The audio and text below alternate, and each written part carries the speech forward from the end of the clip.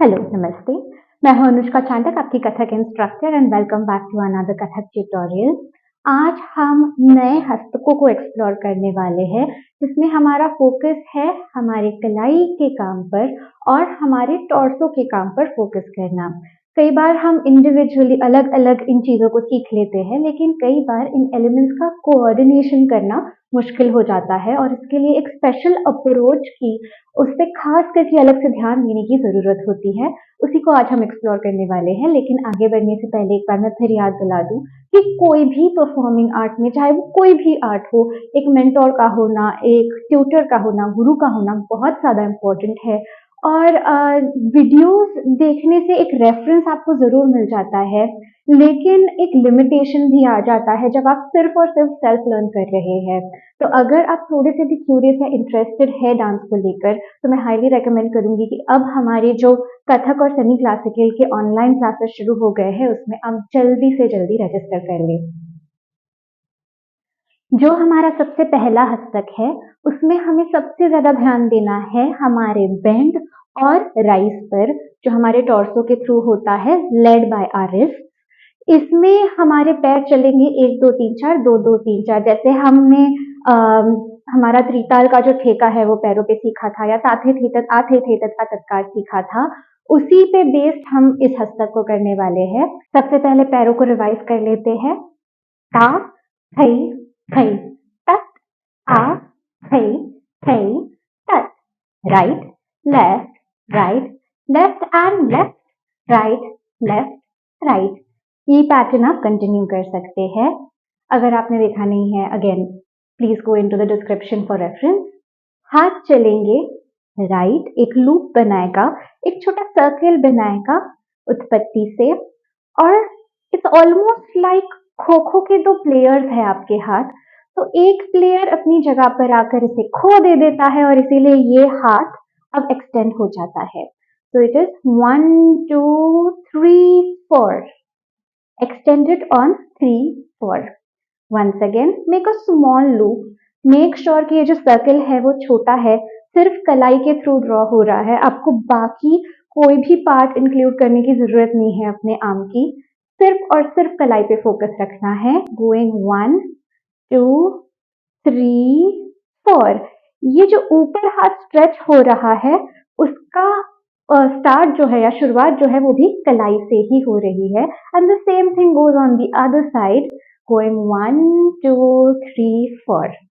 अब इसमें टॉर्सो का बेंड है 1 2 3 4, यानी कि सबसे पहले आप अपने राइट हाथ को फॉलो करते हैं और ये बेंड है साइडवेज। खास ध्यान रखिए कि आप एंगल्स चेंज ना करें। The angle is decided by your shoulders and they have to be pointing side to side.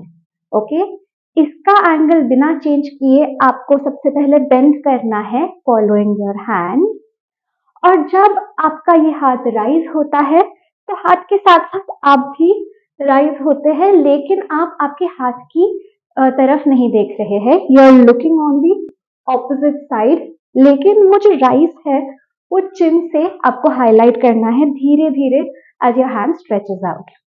एक साथ करके देखते हैं on both the sides now. 5 6 7 8, 1 2 3 4 5 6 7 8। आ थई थई तत, आ थई थई तत। जो हमारा दूसरा हस्तक है, उसमें एक सर्टेन लूपिंग पैटर्न है। शायद आप इसे रिकॉग्नाइज कर रहे होंगे क्योंकि हमने बहुत पहले एक मूवमेंट सीखी थी जिसका नाम है मींड। लेकिन why we need this new हस्तक इज बिकॉज हमें दोनों साइड से, लेफ्ट और राइट से, इसकी आदत होना बहुत जरूरी है। और क्योंकि मींड हम दोनों हाथों से करते हैं जनरली, इसीलिए इंडिविजुअली एक एक कलाई पे फोकस करना मुश्किल हो जाता है। लेट्स सी कि ये 4 बीट पैटर्न में कैसा दिखता है। चलिए, इस हस्तक के लिए सबसे पहले उत्पत्ति में आ जाएंगे। स्टार्ट करेंगे हाथों को सीखने से। हमारा जो राइट हाथ है वो सबसे पहले चलता है। Now first of all you have to imagine that there is a line that passes through the center of your body, through your nose, your chin, your genitals and so on. Okay, और ये जो एक line है उसे हमें cross नहीं करना है कहीं पे भी। The hand does not ever cross that line. अब यहाँ से जब हम लूप बना रहे हैं तो आपको सबसे पहले इस लाइन को ध्यान में रखना है और इस लाइन को भी ध्यान में रखना है जो आपके बॉडी के साइड से गुजरती है, उसे भी क्रॉस नहीं करना है। So that loop has to be made between these two lines. हाथ बाहर नहीं जा सकता या क्रॉस नहीं कर सकता।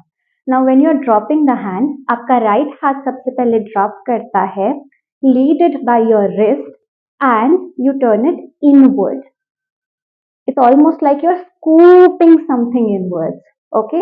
तो आपकी जो फिंगर टिप्स है वो अंदर की ओर फेस करती है। We make a whole loop, hand rises. अब ये जो दूसरा लूप है वो गुजरना चाहिए आपके कान और कंधे के बीच से। We make another loop and we come back. So that is how you make an 8 figure with one hand and in 4 beats. So it is 1, 2, 3, 4. Same with your left side. 5, 6, 7, 8. पैर उसी तरह से चलेंगे जैसे हमने पहले देखे हैं। अब टॉर्सो की बात करते हैं। When you follow your hand, you first go to the right. Okay? So it is 1, 2. As the hand rises, your torso is inclined towards the other side now.